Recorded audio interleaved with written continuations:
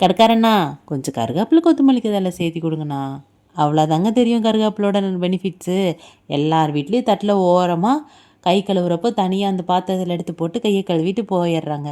ஒரு கை டெய்லி கருவேப்பிலை சாப்பிட்டா எவ்வளோ நல்லது இருக்குன்னு உங்களுக்கு தெரியுமா? கண் பார்வைக்கு ரொம்ப நல்லது.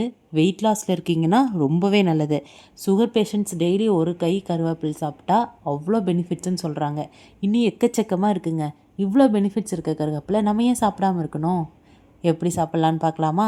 நல்லா கருவேப்பிலை வணக்கி எடுத்து வச்சுக்கோங்க. அதுக்குள்ளே 1 கப் கடலைப்பருப்பு, 1 கப் உளுந்தம்பருப்பு, அரை கப் துவரம்பருப்பு, 1/4 கப் கடலை, அது கூட 10 12 வரமிளகா எல்லாத்தையும் வணக்கி தனியாக எடுத்து வச்சுக்கோங்க. அப்புறம் 2 ஸ்பூன் சீரகம், 2 ஸ்பூன் மல்லி, 1/2 ஸ்பூன் மிளகு, இதையும் வணக்கி தனியாக எடுத்து வச்சுக்கோங்க. பெருங்காயத்தூள் ஆட் பண்ணதை நான் காமிக்கல, நீங்கள் கொஞ்சம் பெருங்காயத்தூள் ஆட் பண்ணிக்கோங்க. எல்லாத்தையும் மிக்ஸி ஜாரில் போட்டு நல்லா அரைச்சி மிக்ஸ் பண்ணி ஒரு ஏர்டைட் கண்டெய்னரில் போட்டு வச்சுக்கோங்க. கண்டிப்பாக 1 மாதத்துலேருந்து 2 மாதம் வரைக்கும் நமக்கு கெட்டு போகாது.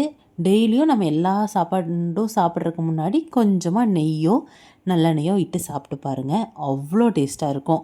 அரைக்கிறப்பவே உப்பு போட மறந்துடாதீங்க. அவ்வளோதாங்க கருவேப்பிலை பொடி. கண்டிப்பாக வீட்டில் செஞ்சு பார்த்துட்டு உங்கள் குழந்தைகளுக்கு எல்லாத்துக்கும் கொடுத்துட்டு எல்லோரும் என்ன சொல்கிறாங்கன்னு கமெண்ட் பண்ணுங்கள்.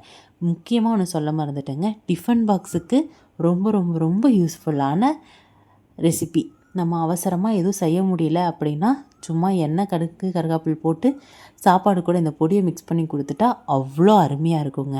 வீட்டில் இருக்கவங்களுக்கு எல்லாத்துக்கும் ரொம்ப பிடிக்கும். இவ்வளோ சத்தான பொடியை செஞ்சு உங்கள் குழந்தைகளுக்கு கொடுக்க மறந்துடாதீங்க. கொடுத்துட்டு எப்படி இருக்குன்னு சொல்கிறாங்கன்னு கமெண்ட் பண்ணுங்கள்.